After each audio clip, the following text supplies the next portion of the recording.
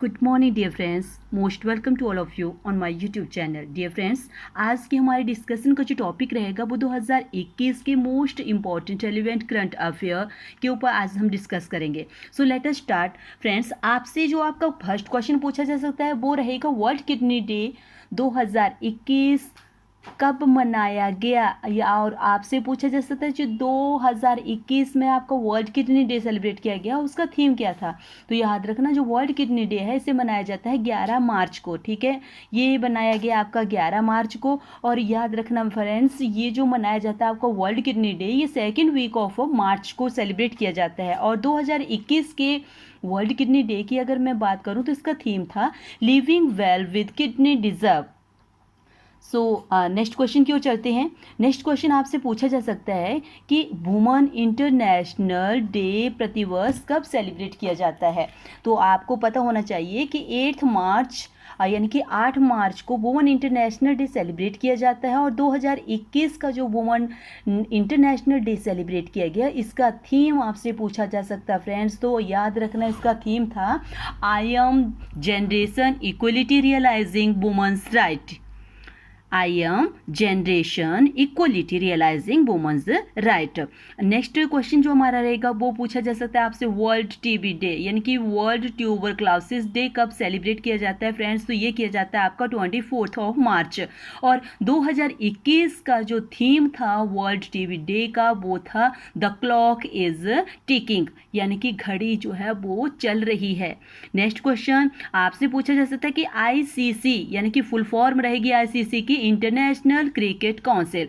Yes friends, आपसे पूछा जा सकता है कि आईसीसी के वर्तमान में चेयरमैन कौन है। तो याद रखना ये है ग्रेग वॉर्कले। ग्रेग वॉर्कले जो है वो आपके न्यूजीलैंड कंट्री से बिलोंग करते हैं। और इसके बाद की जाए अगर सीईओ की, तो आईसीसी के जो वर्तमान में सीईओ हैं वो है मनु सहानी जी। और मनु सहानी कब बने हैं फ्रेंड्स, ये बने हैं आपके जुलाई 2019 को, यानी कि 2019 को बने हैं। और आईसीसीआई का जो हेडक्वार्टर है it is situated in Dubai UAE में। ठीक है, और इसकी फाउंडेशन की अगर बात की जाए तो इसकी जो स्थापना हुई थी आईसीसी की, ये हुई थी 15 जून 1909 को। अब चलते हैं फ्रेंड्स हम नेक्स्ट क्वेश्चन की ओर। नेक्स्ट क्वेश्चन आपसे पूछा जा सकता है कि आईएनएस करंज क्या है। तो याद रखना फ्रेंड्स, आईएनएस करंज जो है वो भारतीय नौसेना में शामिल है। थर्ड स्कॉर्पियन एक पनडुब्बी है जिसे कि अभी हाल ही में शामिल किया गया। और अगर मैं बात कर रही हूँ आपकी थर्ड पनडुब्बी की, तो आपसे पूछा जा सकता है कि जो आपकी सेकंड थी और आपकी फर्स्ट वो कौन कौन सी थी। तो याद रखना फ्रेंड्स, जो आपकी फर्स्ट स्कॉर्पियन पनडुब्बी है उसका नाम है आईएनएस कलवरी। और आईएनएस कलवरी को 2017 में भारतीय नौसेना में शामिल किया गया था। और आईएनएस खंडेरी जो कि दूसरी स्कॉर्पियन पनडुब्बी है, इसे भारतीय नौसेना में 2019 को शामिल किया गया था।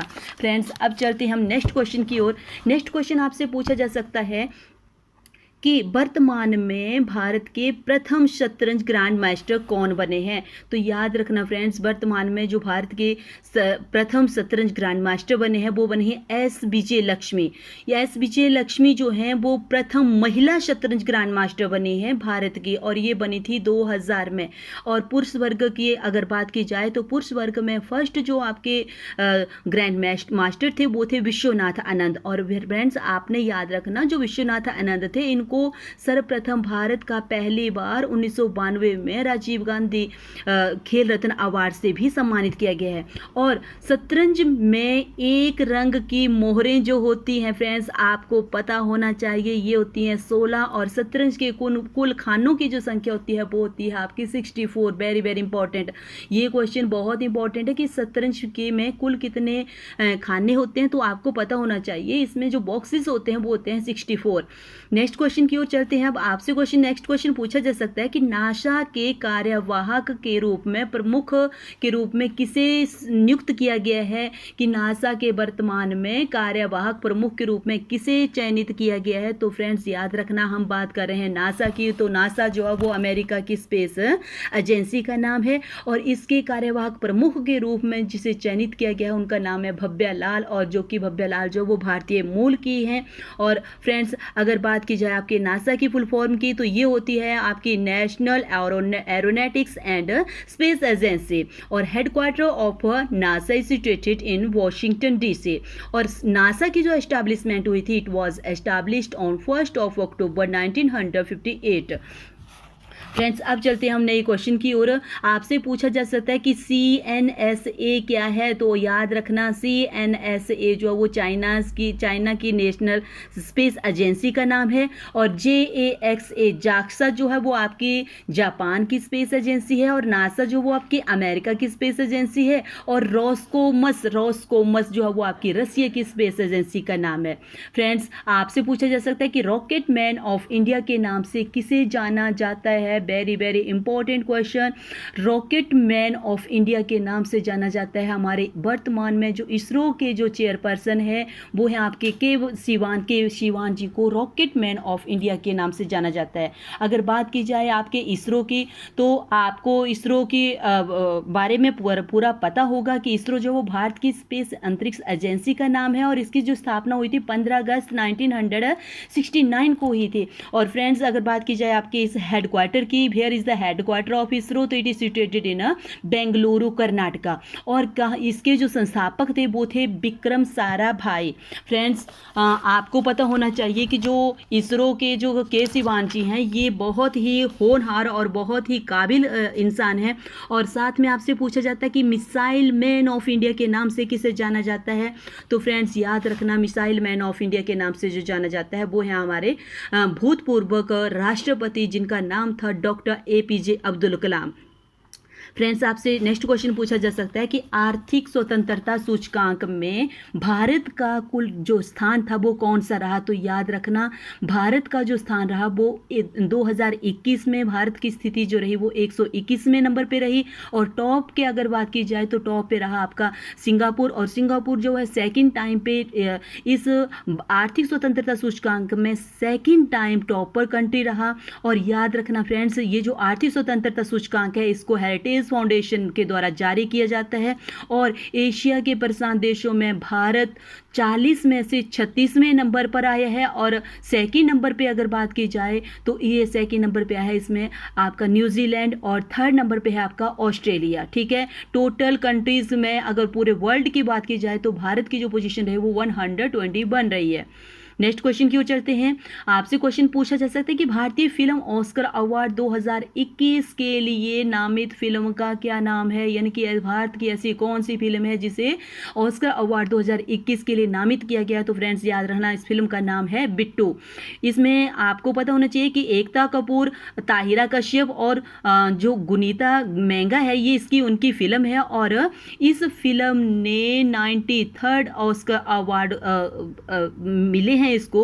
और ऑस्कर अवार्ड जो है फ्रेंड्स आपको याद होना चाहिए कि ऑस्कर अवार्ड जो वो फिल्म जगत में दिया जाने वाला सबसे बड़ा अवार्ड है, और 2021 में इसका जो ये ऑस्कर अवार्ड प्रोग्राम सेलिब्रेट किया गया, ये इसका 93rd संस्करण था, और इसका प्रथम जो संस्करण सेलिब्रेट किया गया था वो किया गया था 16 मई 1929 को। और याद रखना फ्रेंड्स, ये जो अवार्ड दिए जाते हैं ये academy of motion pictures arts and science के द्वारा ऑर्गेनाइज किया जाता है इनको। और 2020 की अगर बात की जाए तो 2020 में जो बेस्ट फिल्म अनाउंस की गई थी वो की गई थी पैरासाइट, और पैरासाइट को बेस्ट अवार्ड मिला था।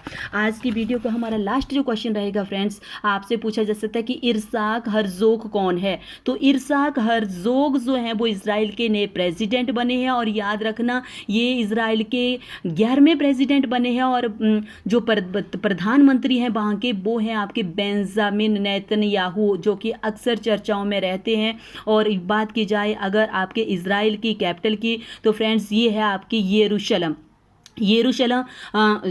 इजराइल की कैपिटल का नाम है। और बात की जाए अगर इजराइल की, तो इजराइल के बारे में आपको पता होना चाहिए फ्रेंड्स कि यहाँ पे आपसे क्वेश्चन क्या पूछा जाता है कि अल अक्सा मस्जिद कहाँ पे, तो ये बहुत ही इंपॉर्टेंट क्वेश्चन है, और पूछे जाने की 2021 में इसमें पूरी पॉसिबिलिटी बनती है, क्योंकि ये यरूशलेम में है और मक्का मदीना के 3rd पवित्र स्थानों में से एक माना जाता है अल अक्सा मस्जिद को। और आपकी इजराइल की जो करेंसी है फ्रेंड्स वो है इजरायली न्यू शेकल।